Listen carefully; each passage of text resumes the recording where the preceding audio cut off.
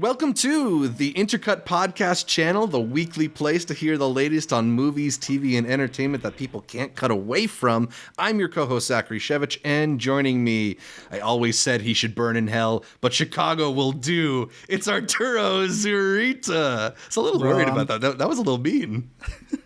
Hey, you want to run it back? We can run it back, but I am excited to talk about Bullet, The Great Escape, The Magnificent Seven. It's going to be a great Steve McQueen bracket, bro. I've seen them all. I'm in. You might have showed up for the wrong episode. We are doing Steve McQueen, just not quite that one. Really excited to do another filmmaker bracket, and we're bringing on a new buddy to help us pick the best one of them. Welcome to the show, Jeremiah Battle. What's going on, buddy? What's going on, guys? So excited to be here. Love Steve McQueen, one of my favorite directors of all time. So I'm happy to be here. Excited. Yeah, man, we're really excited to have you on the show to talk about a excellent filmmaker. We're back for another filmmaker bracket. And this time we're doing it, as you said, in tribute to Steve McQueen, whose latest film, Blitz, is making the jump from theaters to Apple TV Plus this weekend. But who is Steve McQueen? Sir Steve Rodney McQueen, who was knighted by Queen Elizabeth. You got the sir? Services to Art and Film in 2020. Yeah, he got a knighthood in 2020. Wow. Yeah. I did not know that. He was born in London, England in 1969, the son of a Grenadian father and a Trinidadian mother. McQueen overcame a tough time in school to eventually study art in college, including a brief stint at NYU's Tisch School for the Arts. But McQueen found too many limitations at film school, once telling the BBC that, quote, they wouldn't let you throw the camera up in the air. The Brit has gone on to develop a reputation for minimalist storytelling that leaves a strong impact, often exploring challenging real-world histories, as well as the fragility of the human condition. He's a conceptual artist, he's a filmmaker, and he's an Oscar winner. But Jeremiah, how did you first come to the films of Steve McQueen, and what stood out to you about them? So I'll never forget, when I was first getting into watching movies, I searched up the greatest filmmakers of all time, and it showed me a list of like the current best filmmakers, and Steve McQueen was on that list. And the first film that it said under his name was 12 Years a Slave, and that was the first film I watched from him. And I just like fell in love with his filmmaking style and just like the way that he forms stories and expresses with his characters. I just fell in love with every single aspect of his filmmaking style through that movie. And then later on, as the years progressed, I watched a lot of his other movies, and that's kind of just how I fell in love with it. Definitely. Art, was 12 Years a Slave also your entry into Steve McQueen, or was it another movie?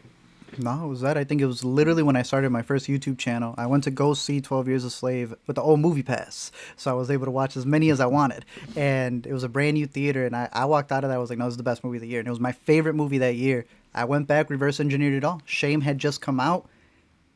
I went to go find Hunger, tried to find all these little tiny things that he had done. Luckily, I had a library, in a college library, that had a bunch of the DVDs there. So I was able to catch up with it, and it was history from there. Since then, I mean, the man has made, in our opinion, some of the best movies, and this is the reason why we're doing a whole bracket for him.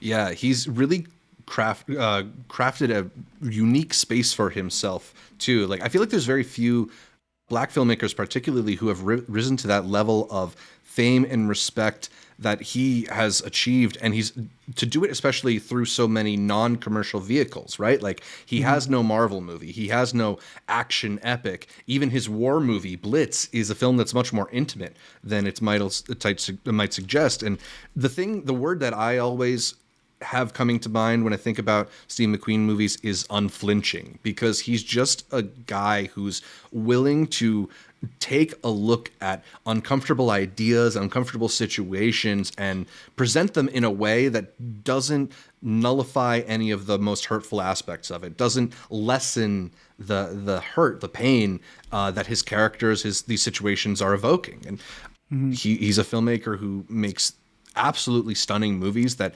even though they're not the most stylistically splashy, I think still manage to be incredibly impactful. And I'm always looking forward to whatever he makes next, because he's a filmmaker who also is hard to pinned down and hard to box in. You know, you have 12 Years a Slave, which is this historical epic that goes back a couple hundred years. You have Hunger, a historical film that takes place a lot more recently in the 1980s. Small Axe also does some period stories, and Widows is a lot more contemporary. So he's a filmmaker who jumps around in time and in location. But I think the techniques are really what you see carried through a lot of his films. For sure. And the focus on the actors too. I think that's the biggest thing that you're saying. They may not be technically the biggest things that people look out for, although I do think the way he captures his characters is phenomenal. But like from 12 Years a Slave and having seen stories like that, what he was able to do with the performances and the specific characters there, what he does in Shame, even in Widows, like you will have side characters who have so much backstory to them without him having to fully reveal it to you. You just see it in these lived-in performances. That's why it doesn't matter when his movies take place. You just know you're going to get the best out of those actors. Absolutely. Let's work quickly through some of McQueen's career before we get into that actual bracket, because McQueen began working with a lot of black and white film without sound, making museum installation style experimental art pieces meant to be projected on the walls of a gallery. One notable early work that I read about involved him mounting 3 cameras onto an oil drum, which McQueen then rolled through the streets of Manhattan and subsequently projected the films onto 3 different walls of an enclosed space. Like he's a true art gallery style experimental Jeremiah, you're in filmmaker. New York. You hear that? You got to get the one with 3 barrels. That's your thesis. That's crazy. That's going to be my thesis. That's my next movie. That's crazy. I had no idea that he did stuff like that. Yeah, I mean, that's the world he really emerged from. And unfortunately, most of McQueen's early short films are unavailable publicly. There was a period where many of them were on Mubi. I don't think they're on Mubi anymore right now. Maybe that'll come back at some point. We'll see. But one that you can watch online is Deadpan, which is a 4-minute black and white silent film in which McQueen recreates the iconic Buster Keaton stunt from Steamboat Bill Jr., where the wall of the house falls on him, but he passes through the window. And what McQueen does here is he kind of puts the camera in a bunch of different positions, recreating the stunt over and over again. A really interesting sort of ode to one of the most iconic moments in cinema history, but also very interesting to see sort of his take on it, the numbing impact that seeing the footage over and over again from different angles has. Yeah, I was gonna say like that. Like it's so interesting, like just seeing the repetitive nature of it all, and just seeing it from different angles, and like I don't know, like I need the behind the scenes of how many times he had to like drop the house down, like, and like I don't know, just like I need to see the behind the scenes of how he created all of that and how the process went, because that's the first thing that came to my mind. I was like, how many times did he like? How many takes did it take to get this done? That was the first thing that came to my mind. Yeah. Well, now hearing that he was taking gas lines, or what did you say he was? Drum things down Manhattan. Now makes more sense. I was like, of course, this would be what you lead to. Yeah. I also thought my headphones were broken now when I was watching it. I didn't know it was a silent film for whatever reason.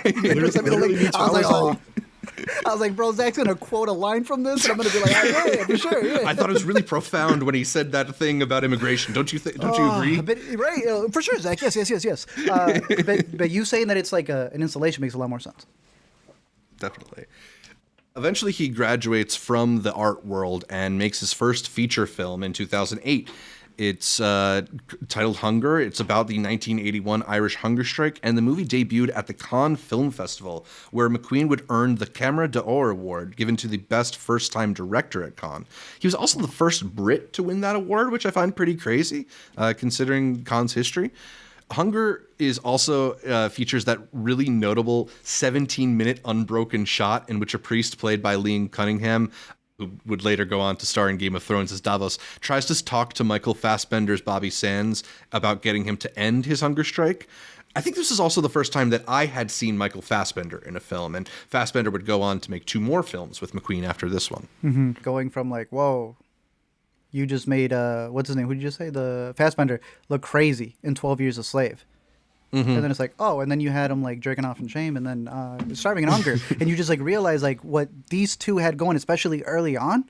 It kind of sucks that they have not reunited since, like back to back to back incredible performances that these two had together. I would love to see them collaborate again. Yeah, I'd honestly put Fassbender and McQueen as like some of the best actor director duos in all of cinema. Just those three movies, like you were saying, the back to back to back is insane to me. And they're so vastly different. You cannot confuse any of these characters with each other. Like, they're probably related in some way, for sure. But, like, they're completely unique characters. Yeah. No, it felt like they could go on a total, like, De Niro, Scorsese style run. And as you said, unfortunately, it hasn't... They haven't reunited. Maybe they will at some point in the near future, but... He had to make that Taika movie, you know. He was busy. Exactly. Is that Next Goal Wins or something like that? Yeah. In 2011, we get McQueen's second feature film, Shame, also starring Michael Fassbender. This one about a sex addict whose life is disrupted when his estranged sister, played by Carey Mulligan, returns to his life. The film earned an NC-17 rating and earned Michael Fassbender's Junk a cult following. Jeremiah, you said that this was the one that you had to catch up on for the podcast. What did you make of your first time seeing Shame? I was mind blown, honestly. I didn't really know what to expect because I didn't have a lot of knowledge of what the film was going into it. But once I started watching the movie, I was like, okay, this is what we're getting into. I could definitely see why it was NC-17. I didn't know what the rating was because I think I watched it on Amazon. I didn't look at the rating, but that NC-17 definitely makes a lot of sense. This movie, it earns it. Yeah, you definitely don't watch it with your parents. Don't watch it with your mom. Don't watch it with your grandma. But yeah, I was stunned. This movie proved to me once again that Michael Fassbender is one of the best actors that we have working. Yeah. I just need to see him operate more in this in this role, and I would love, like you were saying, to see McQueen and Fassbender collaborate again because these are the type of movies that we need to see and the type of movies that I'm missing.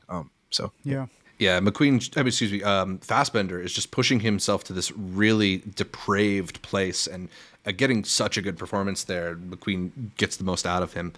Art, I'm not sure if I've mentioned this to you. This was one of the first movies that Caitlin and I saw together before we actually started dating. That's so cute. Every year you guys watch it for the anniversary. Movie right? Very confusing movie to watch with your crush. I'll just say that much. But it's so funny, bro. It has a special place in our heart, in our relationship. I thought Project X was a funny one to see with your partner at first, but you know what? Shame might take the cake right there. But it's the better movie. There. Yeah, this. I remember when I rented this one, and I was just like, "Wow!" It solidified immediately after watching 12 Years a Slave, which I thought was a masterpiece. Coming to this one, I was like, not only are they so vastly different, it feels for the type of movie that it was, but just the performance again from Michael Fassbender and the subtlety of it. I was like, no, what they have going on here is a collaboration that I think makes him not only one of the best, but something that I assumed they were going to do a lot of. I think the intimacy of Shame was what surprised me the most about how much you can say without actually saying it, how much you can connect between the characters themselves. To me, especially early on, I was like, whoa, I want more of this. And it was a completely different time, especially for me, because we didn't even have Amazon Prime. Back then, I could not hop on Prime to see this. I don't even know if I had Prime to order the DVD if I wanted to. But scoping out these types of movies was something extra special at that point in time. And sadly, you would think that with streaming having grown a lot more, that there would be more of these, and it's become the complete opposite. You don't have these intimate stories that are willing to get into areas like the movie's titled, Shame. Stuff that's willing to make you feel uncomfortable with the main character that you follow. Instead, we now have warnings on movies telling you that the main characters may be unlikable. Yeah. They truly don't make them like Shame anymore. Yeah. McQueen's third feature, 12 Years a Slave, comes in 2013, and it crowns him as one of the elite modern filmmakers. Based on Solomon Northrup's autobiography of the same name, McQueen takes an uncompromising look at American slavery, and it was a look that got nominated for 9 Academy Awards, winning Best Supporting Actress for Lupita Nyong'o, who, reminder, that was her very first film, we should mention, winning Best Adapted Screenplay, and ultimately winning Best Picture over Alfonso Cuarón's Gravity, despite Cuarón winning the statue for Best Director that year. 10 years later, Art, did they make the right choice at the Academy? For Best Picture, yes. For Best Director, I know people like Cuarón's movie. I think the direction in this one, still stands the test of time. It's evenly split there, but I would have gone both for McQueen. Yeah, I mean, I I agree. like when Academy does that split to show a little more love to different movies, but like it's hard to argue against Steve McQueen, who I think just brings like a necessary attitude to his portrayal of this kind of story. Who won lead actress that year? Did it go to Bullock? I feel like that sounds like it was right. Who else was nominated that year? That year would have been what, 2014? Yeah, the 2014 Oscars.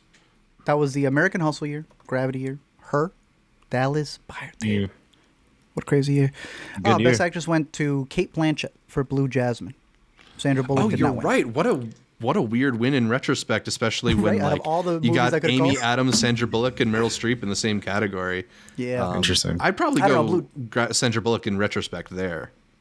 I I probably do go the same. Really? Kate. I mean, Kate's great. Hard to argue against Kate. Dame Judi Dench, Philomena. You heard it here first. There you go. She's good in Philomena. I like her in Philomena. After 12 Years a Slave, McQueen continues to work in the art world, debuting new works at the Art Institute of Chicago as well as the Whitney Museum. He signed on to develop an HBO series called Codes of Conduct, but HBO shut it down after production on the pilot episode, What Could Have Been. During this period, McQueen is recruited by Kanye West to make a video for All Day. The video, which combines All Day with the song I Feel Like That, features a nearly 10-minute unbroken single take in which McQueen whips his camera around a warehouse following Kanye West perform the songs.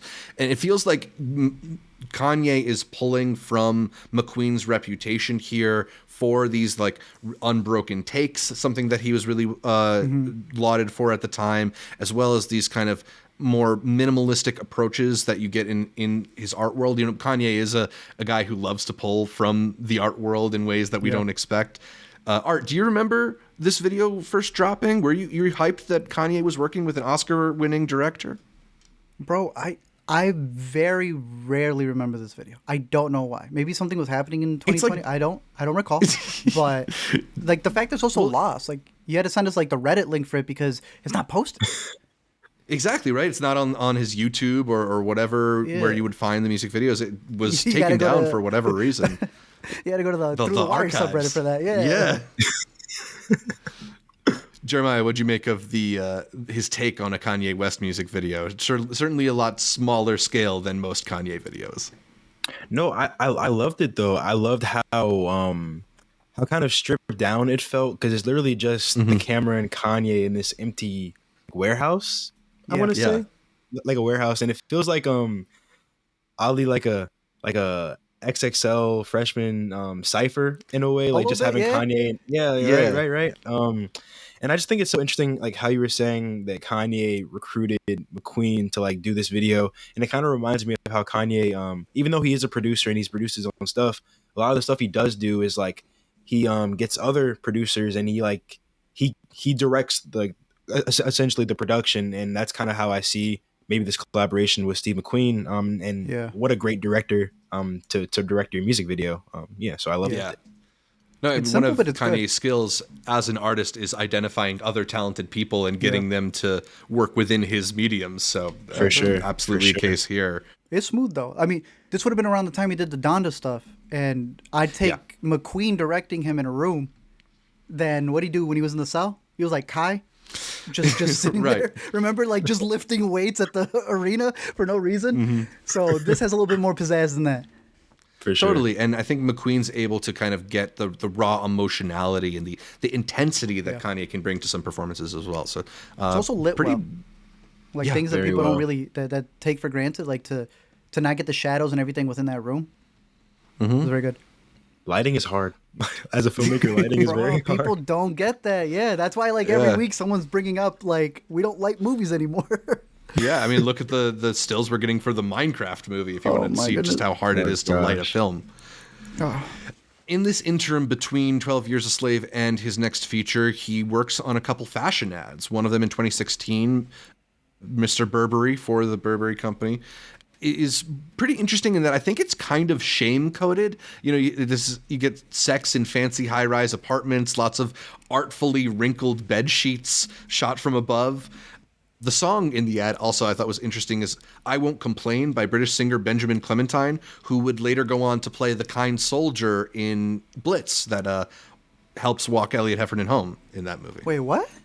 So the actor's a singer first before a actor? Yeah, yeah. I didn't know that. And okay. Sort of crossed paths with McQueen a decade before they were in the movie together. That's cool. Okay. Yeah. Nice. Yeah. He also in 2018 makes Bleu de Chanel, the film, and it stars the late actor Gaspard Ulliel. I can't say that I see like a whole lot of McQueen in that ad, despite like clearly he has a great eye for making striking images, but the fashion stuff is not necessarily what I would expect from Steve McQueen. Yeah. It is interesting, even with the other one that you had mentioned for the Burberry one. It's like, for it to be shame-coded, but there's not really, shame in it. It's like Right. selling the world more than anything is it's fascinating, yeah. Totally. When watching Shame yesterday, I was like, this feels like Shame. Having it fresh in my mind, I was like, this feels like Shame, yeah. That's crazy. Exactly. They must have been like, can you do that, but not NC-17? Is it like sexy, please, for to sell? Yeah. Yeah. Also in 2018, 5 years after 12 Years a Slave, McQueen would finally return to theaters with Widows, which is based on a British TV show of the same name from 1983. He co-adapted this film with Gone Girl writer Gillian Flynn, interestingly. And it was great. I love this. Yeah, Widows, I think, goes on to become kind of one of the more underrated or disrespected parts of the Steve McQueen filmography. Telling the story of these 4 women who are dealing with the debts their criminal husbands left them, conspiring to sort of take their lives back. I thought it's a pretty stunning film, and also like feels like him inching towards something that can be palatable in the mainstream. Yeah, exactly. That's what I was gonna say. Like I feel like it's his most accessible to like wide audiences. This would be the movie that's most accessible to people. I would agree. I remember I caught this one at TIFF the first year that I got to go, and Cynthia Erivo in it. I thought was fantastic, and that's where I was like, it's not just the leads, because when you have Viola Davis and a bunch of other bigger actors in this movie, you think like, oh, they're gonna take most of it, and I thought she was incredible in it. Daniel Kaluuya's in this as well. Super menacing without even saying anything. I was like, bro, this is McQueen on the next level. I think him jumping to Widows was what people were also expecting with the jump to Blitz, because I feel Blitz may be a bigger movie, but it did not have the jump that this did for McQueen back in 2018. I love Widows. It's incredible. Yeah, definitely. And even though it does have some more like of a mainstream appeal, you still get these moments like that incredible long shot where you follow Colin Farrell's town car as he moves from one neighborhood in Chicago to another, and you see just like the geography changes. Yeah. Incredible stuff. So good. In 2020, BBC One and Amazon released Small Axe, an anthology of 5 films focusing on stories about London's West Indian population from the 1960s through the early 80s. At the height of COVID lockdowns, it felt like such a luxury to get 5 new films from Steve McQueen. He described these as stories that should have been made 35 years ago, but weren't. We have Mangrove, which was the first and longest in the series, telling the story of the Mangrove restaurant in West London, as well as the 1971 trial of the Mangrove Nine. There was Lover's Rock, which follows attendees at a reggae house party in 1980. Red, White, and Blue, which is about a young black police officer attempting to reform the London Metro Police from within their ranks. Alex Wheatle, which is a biopic about the black British novelist who was sentenced to prison after the 1981 Brixton Uprising, which led to his intellectual awakening. And then Education, the last one, which is about how London schools segregated some black students into the school for, quote, educationally subnormal. Considering the time period of the 1970s, as well as McQueen's own history of struggling in school, feels like this one might be the most personal of the 5 installments. But Jeremiah, is there one particularly that stood out to you from this collection? Oh, most definitely. Red, White, and Blue, for sure. That was the one when I saw it for the first time. I was so struck because growing up, like I came into like watching movies. I was in middle school around the time that The Force Awakens came out, so that was like huge. And like John Boyega, he was like the Star Wars guy to me. And then I saw him in this, and I was like, he's more than just Star Wars. Like he is a phenomenal actor who like has depth and quality and can really give a great Range. performance. Range, exactly. So I was just mind blown when I saw that for the first time. But they're all great. Yeah. But yeah. You definitely yeah, won exactly. some points with Arturo mentioning Red, White, and Blue. That's the one that stood out to him as well. Hell yeah. Yeah. No, this one blew me I away. love And it. same way. Because I remember the most recent story was that Boyega had dropped out of the Netflix one, Rebel Ridge. Yeah. And people were like, obviously, Aaron Pierre, like, you cannot replicate what he did in that movie, and that's great. They were, because of this movie, they were disrespecting John Boyega. I was like, I don't think y'all get, like, he does have that capacity. And this was For the sure. team up that did it for me. I was like, wow. The amount of drama that he was carrying in this. It honestly pissed me off that John Boyega's not in more dramas like this. No, this one was fantastic. But even with that, because I know Zach has a different favorite, watching them all together, the way the themes play off of each other is what's fascinating. With Zach bringing up like his whole artistic backdrop of installations and the such, I think he's also playing with the form of like what happens when you release the movies as individual movies, but almost episodic.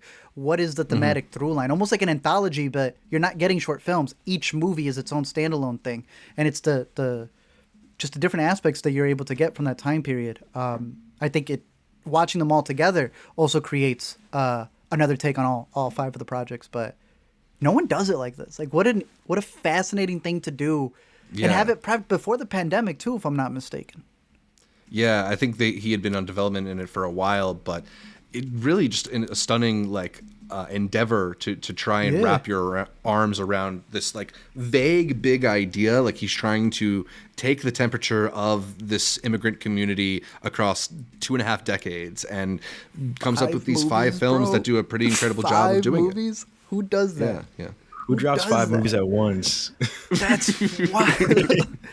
And I know Netflix had the bit with the Fear Street. They were like, oh, one every month or whatever it was supposed to be, which is also an interesting idea. It doesn't beat this. Sadly, it was on Prime that even ruined Underground Railroad. Prime just did not have the handle that year to be able to really promote the stuff like it could have. But that's Yeah, definitely. you can't even complain. We haven't had a Steve McQueen when he dropped 5 in 1 year. Right. I think the one that stood out to me out of these 5 is probably Mangrove, although I also really, really love Lover's Rock. But getting Mangrove, particularly around the same time that we got Trial of the Chicago 7 by Aaron Sorkin, and just seeing the disparity in how those films try to tell their stories, to me, Mangrove is the superior film in just about every way. I really enjoyed that one. Yeah. He wasn't quite done with this period of history because in 2021, after Small Axe, McQueen spent a couple years moving his eye towards documentary filmmaking. He made the 3-part series Uprising in 2021, which focused on British political unrest around the West Indian immigrants during the period that many of these Small Axe films took place. In fact, Alex Wheatle is one of the interview subjects in his documentary. No, this was interesting because like he had just made 5 movies, all of them ranging in different, like you had just mentioned Mangrove, that's 2 hours. So it wasn't like he was making 45-minute movies. He was making all these different ones. And then this comes out, and it's technically a series, if I'm not mistaken. Yeah, 3 for Prime, series. No, I thought that was pretty cool because it's almost like he made the features and then was like, I got some extra information. What could I put? How about a doc? Yeah, I almost felt it's like what he did, his research. It's like, well, might as well make something My out of this, annotations, right? here you go. Yeah, 3 parts of it. Yeah. It's smart. Yeah, but it has cool style to it, and I think the thing that really stands out to me about the documentary is how personal it feels. Like it really just feels like sitting around with a bunch of people reminiscing about old stories. It's all people who are from the community talking about events and giving you the sort of like on the ground feeling of it, the way that like if you asked your friend who had been there, they tell it to you like that. So I thought the way that the information is presented was also pretty strong in the Uprising series. And then in 2023, he releases the 4-hour film Occupied City, based on a book written by his wife, Bianca Stichter. The film looks at life in Amsterdam under Nazi occupation. I believe you said you're on season 2 of this 4-hour film? Yeah, we're working through it. I think I'm past the tutorial, the intro of it. I remember when this premiered at Chicago, there was no way I was going to be able to sit for 266 minutes. I have not finished it yet. This is the only one of his features that I have not completed because it's that long. But I found the idea interesting. I cannot rave from what I've seen, But I thought it was an interesting way to use COVID lockdowns to be able to capture a lot of these places and then have the audio. Like, it was still, again, this artistic way of being able to showcase to you what it looks like and then have audio play over of what the history was like so you can picture what was happening. I didn't know it was his wife who did the book, so I'd be curious to see what she gets into as well. Well, speaking of something different, McQueen said there is a 36-hour version of the documentary that covers literally everything that's in the book. I don't know where that 36-hour version lives or if it even is publicly available, but I'll take 10, you take 10. Jeremiah, you got the other 16, okay? Then we'll... This dude just has so much time on his hand. How much? Like, how do you have so much time to just make like all this stuff all the time? 36 hour. Yeah. Right? If I made 5 movies in 2020, you're not seeing me till 2030. Like. Meanwhile, we have some filmmakers who show up once in a decade. McQueen's given us like 20 hours of content in the last 4 years. Ridiculous, bro. And that's just Occupied City. Yeah, ridiculous. Like in that way, he kind of reminds me of Scorsese, just like the amount of the quality, but also the quantity of stuff that he's just putting out. Yeah. They're prolific and they're relentless in their pursuit of their. He's got that Ridley Scott mentality where he's like, I'm alive, I'm kicking, I'm gonna release something. The opposite from Tarantino. Exactly. And then we get to McQueen's latest feature film and the inspiration for our latest filmmaker bracket, Blitz. We've talked about Blitz a couple times on the podcast already, the story of a mother and son who get separated during the 1940 Blitz bombings in London during World War II. And the film tackles how racism created divisions between civilians even during times of war. A strong film that Arturo and I think, both liked, maybe Art a little more than me, but I think we're in agreement that it's not the strongest of the movies that we're going to talk about in this McQueen bracket. From what we've said, for the most part, like, you still see the Steve McQueen-ness in there, from when you saw Hunger, from when you saw Shame, but not to the point where you feel like you have those very special, intimate moments that you got from the actors. But, like, to me, that gets substituted because of the child performance. Just to be able to get a decent child performance is already difficult. To get a pretty solid one out of a kid for this 2-hour epic, I thought was pretty good. And I think the ins and outs of the journey that the kid goes through was affecting. I think there could have been a little bit more maybe for Saoirse Ronan, considering this is her teaming up with Steve McQueen. I was like, no, I need moments from you where like what Michael Fassbender did with him. Yeah, I need her to stare down the barrel of the lens for 3 minutes straight. Just a little, there could have been something there. And I think that's what a lot of people are finding pushback with on this movie, where they just expect a little bit more from Steve McQueen, even when it's a very solid movie. You can call this Oscar bait, but this is 2 times better than most of the Oscar bait that we get, in my opinion. But even in that, I don't see it as something that should be carried through to the Oscars. I think it's a story he's been wanting to tell, and he was able to get the funding for it, was able to get a couple of weeks in theaters, film festivals, and I think it's cool that he's now worked with Apple TV, because at that point, he's got the Prime stuff, he's working with Apple. He's able to at least have his footing everywhere, which I think is one of the most important things for an artist and what keeps them around for a long time. Definitely. Well, that's the career. Let's get into the bracket, because there are a bunch of movies and we got to decide which is the best one. As we have been organized these movies from most popular on Letterboxd to least popular on Letterboxd, and I took a couple guesses for the ads since they're not on Letterboxd, but we're starting with the 1 to 16 matchup of 12 Years a Slave versus Deadpan, the short film in which he recreates the iconic Buster Keaton stunt. And as much fun as I think we all had watching a house fall repeatedly and just narrowly avoid him, I don't think any of us would take it over 12 Years a Slave. Yeah. The Deadpan sweep. Yeah, it's got to be 12 Years a Slave for sure. For sure. Our 8 to 9 matchup is probably the first interesting one, although I have a feeling which way it's going to go based on what we talked about earlier. Small Axe Education in the 9 spot versus Small Axe Red, White, and Blue in the 8 spot. You guys are both big fans of Red, White, and Blue, but did you also enjoy Education? Education's my second favorite in the Small Axe series. So, same. Maybe you guys should host the podcast together. This kills me. This kills me. It's like picking between your children. Right? But we still got one as number one. Exactly. I'm looking at it right now. I gave one 5 stars. I gave the other one 4.5. So I metrically Literally same. have a half star. Have a half star over for one. But this one is fantastic. Just this idea of being able to like showcase from the kid's perspective what it's like to not realize what they're doing to you. Like you already know that they're not going to give him the best education because of the circumstances. But it's like from his perspective, he doesn't know what's going on. Like he's got to pick it up on his own. And I just thought, again, having that character study was just meticulously made by McQueen. And again, another really good, a little bit older if I'm not mistaken, but great child performance.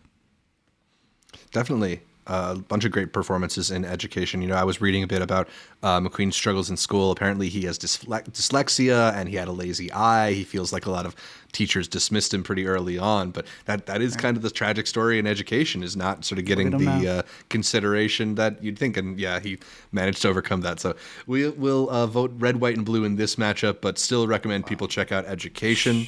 Crazy first round pick right there. Yeah, our next matchup is between Blitz and the Uprising documentary. And while I think Uprising is a really fascinating look back at the history, I might narrowly give this one to Blitz. I'd give it to Blitz as well. Yeah. Okay, we can agree on that and move Blitz into the next round. In our matchup of Hunger versus the Kanye West music video. I mean, I love that Kanye video. It's pretty cool, but it is not the film that Hunger double is. feature. It's like a double feature. Yeah. Well, it's not Shame. I was about to say if it was Shame, I was like, I'm sure Kanye could relate to Shame more probably than Hunger. But a matchup between Widows in the number 3 slot and Mr. Burberry in 14. That's cute. Would have been nice to match Shame up with it here, but yeah, we can pretty easily pick Widows to win this matchup. Yeah. In the matchup between number 6, Lovers Rock, and number 11, Occupied City, I'm going to go with Lovers Rock. Art, are you going to join me at the party? Listen to some reggae? Okay, let's run through. Another small axe matchup in our first round is between Mangrove in number 7 and Alex Wheatle in number 10. I'm personally going to go with Mangrove here in that I really enjoyed his take on the courtroom drama. Between these two movies, Jeremiah, do you have a preference? I think I'm going to go with Alex Wheatle, honestly. Okay, Ooh. cool. I definitely enjoy Mangrove. I just remember enjoying Alex Wheatle a lot more. I love, personally, some of my favorite movies and like my approach to when making films. I love character studies, and Alex Wheatle is a great character study in my eyes. Mangrove was fantastic, but Alex Wheatle just hit me on a different level. All right, that leaves the final decision to Arturo.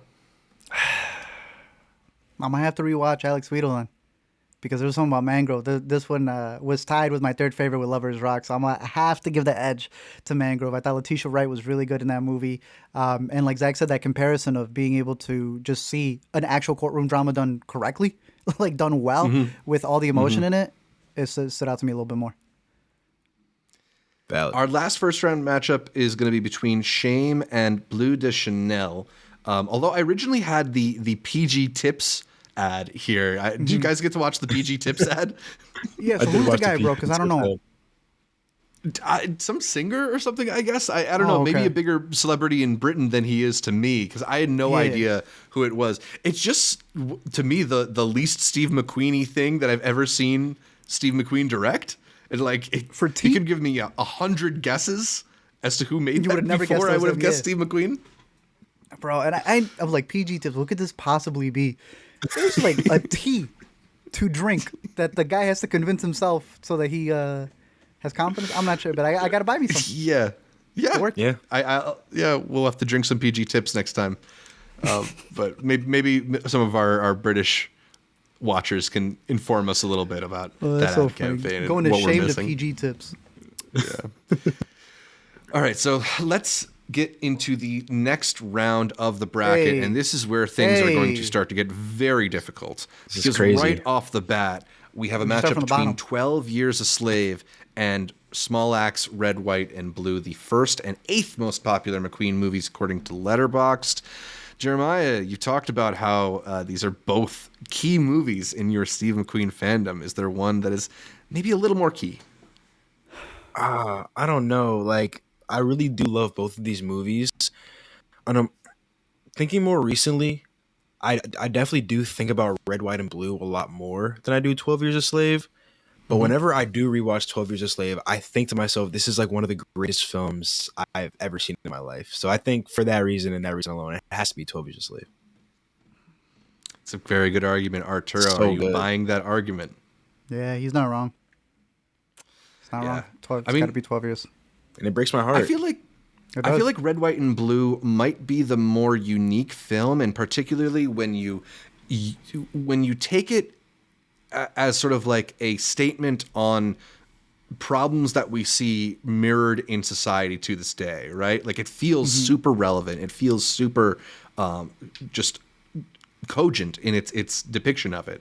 But there's just something so like essential to the story in 12 Years a Slave, and particularly how he's trying to depict it, right? And it is just such the movie really takes your breath away. Yeah, It's also another character getting trapped in like this situation to a degree. It's just done in 80 minutes instead with a completely different perspective, because that's the whole thing with 12 Years as well. Like he was free in the North until he went to go do that job that got him caught up. That's a difficult one, man. Damn. Were you going to say something else, Jeremiah? Yeah, I was just gonna say, like, with the Small X films, they feel so like for the time that they came out, they feel so relevant to the times that we're in now. Like back in 2020, but also right now, like specifically with a film like Red, White, and Blue when it came out during the pandemic, and also with a film like Education, like as it relates to life in America. I mean, I know those films don't take place in America, but like looking from my lens, like the place that the place that the country's in right now, a movie like Education feels so relevant. I won't get too much into it, but like I feel like you guys kind of understand where I'm getting at. 100%. Yeah. And it's not even like a different country. We're also talking different decades, and it still feels relevant, which is like the most insane part about it. But no, I agree. Maybe if these were played in theaters, it might have like a different push, maybe a different effect for how we see them. But there's just the cast in 12 Years a Slave, the production, all of that. Yeah. Definitely. All right, our next matchup is between the number 4 film and number 5 on the bracket, Hunger and Blitz, the first Steve McQueen feature and the most recent Steve McQueen feature. And to me, I'm going to go with Hunger in this matchup. I think it's just a movie that defines so much about the unique style that Steve McQueen brings to some stories. I find it to be really stunning. Art, are you also giving the edge to Hunger, or do you like Blitz a bit more? It's got to be Hunger. Yeah.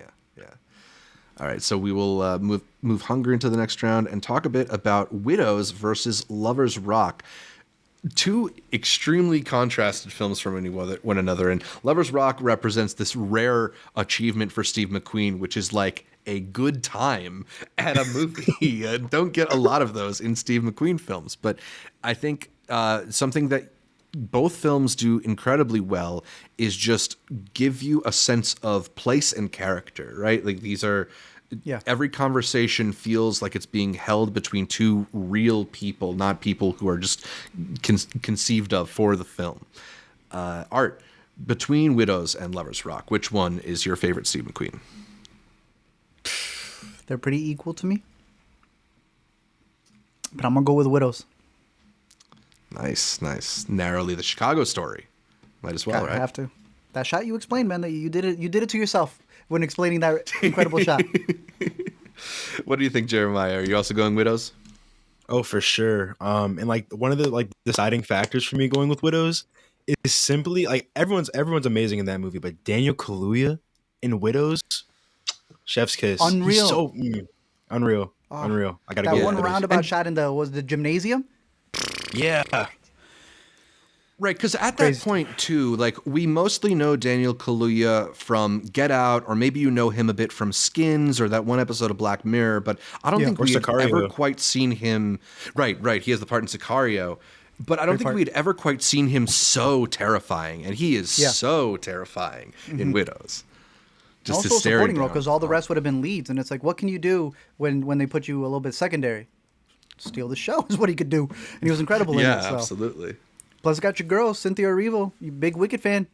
There you go. This was the start of that crossover.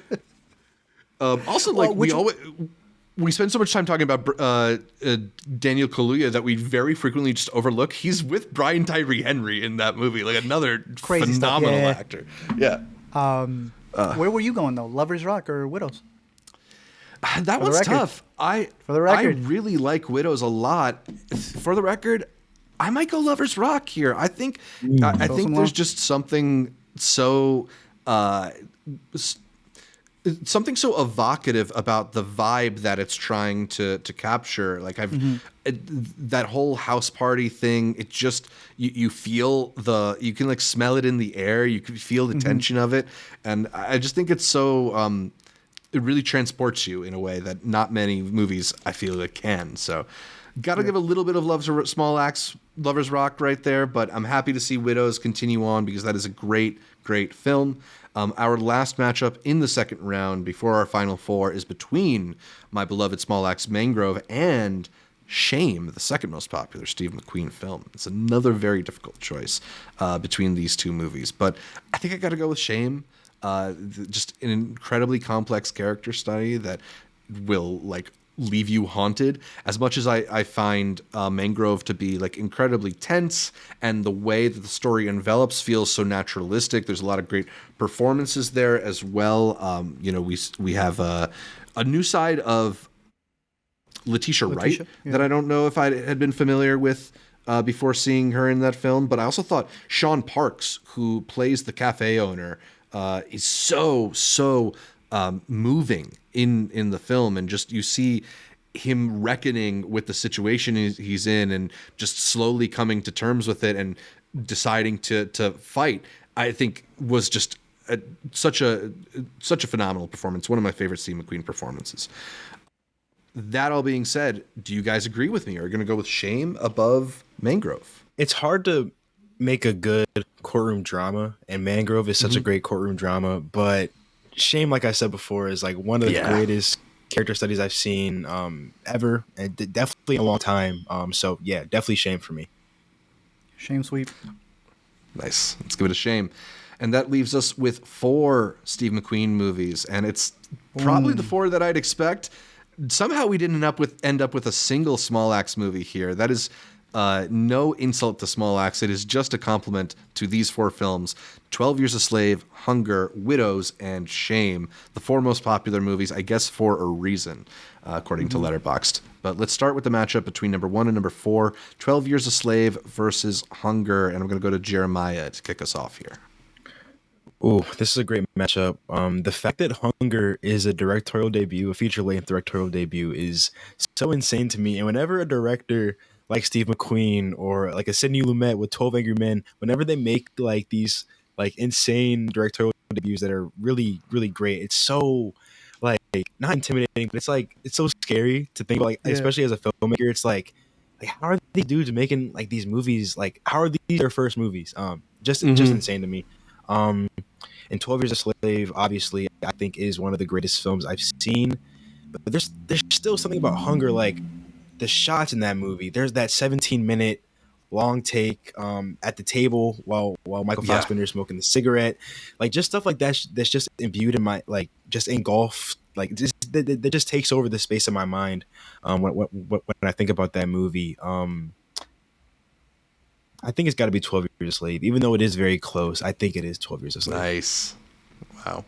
Yeah, that is a tough choice to make. You mentioned that incredible 17-minute scene from Hunger. Apparently, Liam Cunningham moved into Michael Fassbender's apartment before filming that scene, and they would rehearse 12 to 15 times a day just to get it that perfect. 17 unbroken minutes together. So, Damn. the movie's effective for a reason. Art. Are you going to go with Hunger, or are you going to, like Jeremiah, pick 12 Years a Slave? Well, I like what Jeremiah said about, like, having a debut like that is ridiculous. Yeah. It only makes you wonder what that guy is going to do. And considering that we had Hunger already beat out some of his own newer stuff, it shows you that even to him and his filmography, that's something that stands out. But when you see a debut like that and you go, what is this guy going to do next? Yeah, that thing was 12 Years a Slave, and it blew it out of the water. So I have to give it to that. But I do want to shout out another shot from Hunger when he's in the prison towards the latter half of the movie. It's just an intimate shot where he's playing with like a bug. It's the first time he's like noticing something. And it's just little moments like that that are so intimate between McQueen and whatever he's trying to get out of his actor, where they start appreciating their surroundings a little bit more. It just makes all of them stand out. But 12 Years a Slave to me is just honestly outstanding all around, from its performances, setting, all of it. Yeah. And these are both like difficult films to watch and not ones that are like the most fun to revisit, but they are just such stunning achievements. So which way'd you go? Both. I think I would go with 12 Years a Slave as well. And it's hard to pick because I think Hungary is a pretty stunning film. But yeah, they're I miss movies like incredible those. movies. Yeah, you sit through them and it makes you think, it makes you uncomfortable, and that's all the parts of art. Absolutely. For sure. The next matchup between Shame and Widows. Art, why don't you kick us off for this one? Nah, bro, me? Oh, wow. Shame and Widows. Shame and Widows. Shame and Widows. Widows? Yeah? I don't know. Y'all convince me. Maybe I don't know. All right, Jeremiah, what do you think? You gonna sway him, or are you joining him? I love Widows. I think it's got to be Shame. It's got to be Shame, right? I mean, I can't argue that. Yeah. It may be recency bias because I just watched Shame yesterday, but like I said, Michael Fassbender in that movie is doing something that I don't really see too often. I don't like the level of vulnerability that he showcases in the film is unlike anything that I've seen in a really long time. And just like I wasn't like I said before, I didn't know too much about the film going in. So there was just so much shock and so much unexpectedness to the movie that really just sat with me long after I finished watching the movie. Just watching someone be so lonely on screen and to deal with all these issues of addiction and obsessive nature, those things just stuck with me in a way that I don't know. Widows is fantastic, and there's so many great performances, and I love the story. I love the cinematography. I love everything about Widows. But Shame just, on a deeper level, emotionally, just stuck with me. And yeah, I think it's got to be Shame. Yeah. And I think also you look at a film like Shame, right? And there's lots of films about, you know, humans in anguish, humans dealing with pain. There's even a lot of films out there about addiction. You know, you look at films like Requiem for a Dream or Dallas Buyers Club and stuff like that. Like addiction is not necessarily like an unfamiliar story to tell. But I think societally, we don't always handle the idea of sex addiction with a lot of grace. I think it's something that is often fodder for a lot of jokes in particular. And to take a situation like that, handle it with stark seriousness and do it in a way that feels like not only true, but really representative and powerful. I think it's a really tall task and one that they do exceedingly well. So as much as I like Widows, I think I'm also going to go with Shame here. Yeah. No, y'all have convinced me. Widows is incredible, and you could tell somebody like go watch Widows, and you're like, wow, that's like that corrupt city story done to the best of its ability. But no one's like done a version of Shame since, bro. Like no one's even taken another angle of addiction or whatever that intimate story could be. I had them equal. Let's do it, all three. Let's go. All right, well, Shame. Clean sweep for Shame. And that leaves us with chalk for the finale. Not that I'm super surprised, but we are at the number 1 and number 2 most popular Steve McQueen movies, according to Letterboxd, 12 Years a Slave and Shame in our finals. So two very, very incredible films from Steve McQueen. And I'm going to have a lot of trouble choosing in this one. So I'm going to give the honors to our guest, Jeremiah. Which one do you think do that to me. we should go with for the best Steve McQueen movie? Man. This is a very hard choice. I don't know. Like they're both like really phenomenal. I just watched Shame yesterday, so that's like the one that's like really clear in my mind. But I have so many memories of how 12 Years a Slave impacted me. And like it's a movie that especially like in the Black community, I feel like a lot of people have like connected with 12 Years a Slave in a way that they don't really connect with other movies that are similar. And I think it's just in the way that of the performances, especially from Chiwetel, he's able to pierce through the screen emotionally, and he leaves you with this feeling of, I don't even know how to explain it. How would you describe his performance in the movie? humanizing. I mean, he, Between yeah, him yeah, and right. also Lupita Nyong'o.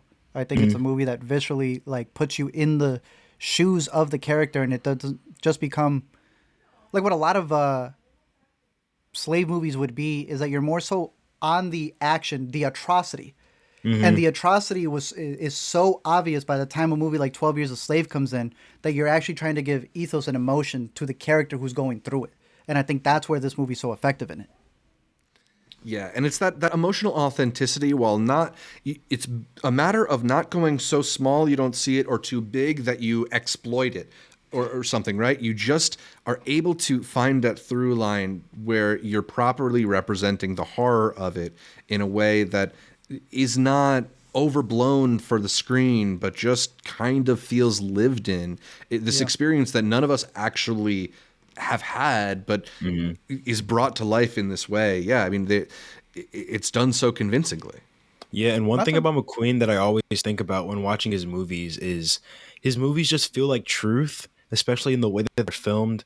Yes. He is like, I wouldn't say like he is such a master of like the static long take, like not a long take that's a tracking shot like in Goodfellas or in Boogie Nights, where it's like following the characters, where like it's rather it's just the camera sitting down and just zeroing in on the characters with no zooms or pans. It just sits with them, and in those moments you feel so connected to the characters because you're observing them, and it's like you're a fly on the wall. And there's moments like that both in Shame and in 12 Years a Slave. Yeah. I think I'm gonna go, even though I do love Shame and I watched it yesterday and I really loved it, I gotta go 12 Years a Slave, I think. I'm already regretting it. I don't know. You know, and that's when it's a good bracket. Yeah. Right. That's what happens to us sometimes when we do these brackets. Is there's kind of no wrong answers. You're going with whatever you feel like in the moment, and you wake up tomorrow and probably think, I could have gone the other way, and that might have been better. But these movies will continue to exist, and we'll continue to love them both, even if we choose one or the other. And it's hard because, right, like you're talking about 12 Years a Slave, this historical epic that is speaking to one of like humanity's greatest tragedies, right? Like this deeply universal story of moral failure.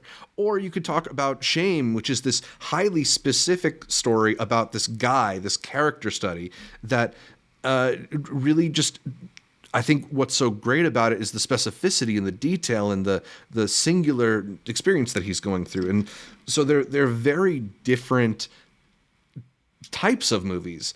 When you get past just like what the movies are trying to accomplish, I don't know. It's very hard to choose between them. I'm inclined to choose Shame right now, but like, ask me tomorrow and I'd probably say 12 Years a Slave. But Arturo, man, that leaves a tie for you. Damn it! Because I got to make for a more interesting podcast. When we were looking at the Oscars from 2013, when 12 Years won, and we were looking at director and everything, do you remember who won supporting that year? When Michael Fassbender was up for a little movie called Dallas Buyers Club. Oh no! Don't tell me that was Jared Leto. Dallas Buyers Club took lead away from Chiwetel and gave it to Matthew McConaughey, who y'all may know from that Uber Eats ad.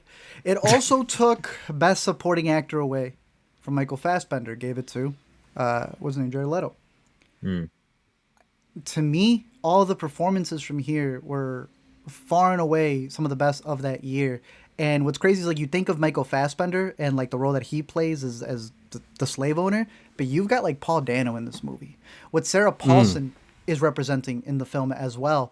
As the housewife, like all of these different things, I think built up to something that, in like the lexicon of like all of these movies that we've gotten about this time period, like the closest you can get was Roots. Like Roots had to be remade for people to try to make like a different version of it because that was actually one where it focused on the character study. And then you got this movie, won the Oscar, put it up like front and center as big as you can make it in the most technical way possible. I liked how Jeremiah was describing it about just having the camera there because it feels like he's documenting. And I think that's why he's so good at going between both genres, or I should say types of filmmaking, and being able to make these narratives and then doing documentaries, because he's almost getting the characters to get to a point, the actors to get to a point where their characters are almost just an extension. So all he needs to do is just capture truth because they've tapped into it at that point. And I think the entire ensemble that he has in this movie, all of the production, all of it. I literally have only like one gripe, and that's seeing Brad Pitt's face at the end of the movie. But I'm going 12 Years a Slave as the number one Steve. Nice. I cannot argue with that. A Best Picture winner, a absolutely stunning piece of cinema, and for our money, the best Steve McQueen movie that Steve McQueen's made. Yes, sir. If we're talking director, not actor. Shout out to Bullet. But yeah. Bro, Steve McQueen, Michael Fassbender coming from his racing days, remake Bullet. Let's go. Yeah. Can you I think we found it. I think we figured out how Steve to McQueen reunite it. Bullet? That would be sick. That would be sick. That would be very That'd dope. be ridiculous. All But right, they do man. need to get back together. Yeah. I mean, we're just looking forward to more Steve McQueen movies. I was really glad to get Blitz, and even if it isn't necessarily my favorite, like, he is just such a remarkable filmmaker who I think always makes movies worth paying attention to, and also like is always making challenging stories, right? Like whether he's pushing himself into documentary, where he's taking on an anthology. He's a filmmaker with an eye and with ambition and with a clear voice as well. So it's always fun to talk about filmmakers like that. And yeah, we got to talk about a lot of really great movies on this one. So thank you very much to Jeremiah for joining us to talk about Steve McQueen. Thanks, man. Thank you guys for having me. It was a lot of fun. I had a great time. Talking about one of course, my man. favorite filmmakers. Yeah. Thank you. Yeah. If people want to catch more from you, where can they find more? Yeah, you can find more from me on my TikTok, jeremiah.battle. I'm on TikTok. I'm also trying to start YouTube, doing some longer form content. It's just Hell my yeah, name, dude. Jeremiah Battle. Yeah. You guys inspired me. And then I'm on Instagram. You can follow me, Jeremiah Battle _. And yeah, that's where I'm at. Or you can also follow Awesome. me on Letterboxd, Jeremiah425. That's where I'm at. Sick, man. We'll put links in the description of this episode for sure. If you want to catch more from me, you could follow me on Twitter, Instagram, Letterboxd. I'm doing Blue Sky now. We're all moving to Blue Sky. I'm at What is Blue Zshevich Sky? across social media. It's like a new Twitter. It's like a alternate Twitter. They've been trying to be Twitter for a while, bro. We'll know when It's they get happening there. now. Number one in the App Store, baby. We're here. What? I got to get into it. Get Elon out of my pocket. But yeah, you can find me across social media at Zshevich, the ZSHEV is in Viola Davis, Star of Widows, ICH, and check out my YouTube or my TikTok or anywhere you find videos. You can find more from me at Multiplex Show. Arturo, where can people find more from you? At LME Movies, still think about Widows. I gotta find some recording of Steve McQueen drumming up in Manhattan. Someone's man, gotta have a still pic or something. I don't need to see that short film. I need to see the behind the scenes. That's what I'm Exactly. interested in. Get a You feature. can listen to every episode of the Intercut podcast on iTunes, on Anchor, on Spotify, whatever your favorite podcatcher is. I like Overcast, and make sure you're subscribed not just to the audio feed, but to the video feed as well on youtube.com/intercutpod, where you can watch our bright, sex-addicted faces as we run through the latest in entertainment. Find new No shame. episodes of the Intercut Weekend Must Watch streaming on our YouTube channel every Monday. And please leave us a comment, like the videos, consider heading over to iTunes to give us the much requested 5-star review. It does a lot to help the show. Shout out to our listeners around the globe for putting us on the Film Review podcast charts. You can like our Facebook, our Instagram, our Twitter, our Blue Sky, our Threads. You can support our Patreon. You find all those pages at Intercut Pod, and those are the best places to get updates throughout the week from Art, from me, from Jeremiah, from all the guests that we feature here on Intercut. Thanks again for tuning in, and until next time, I don't want to survive, I want to live.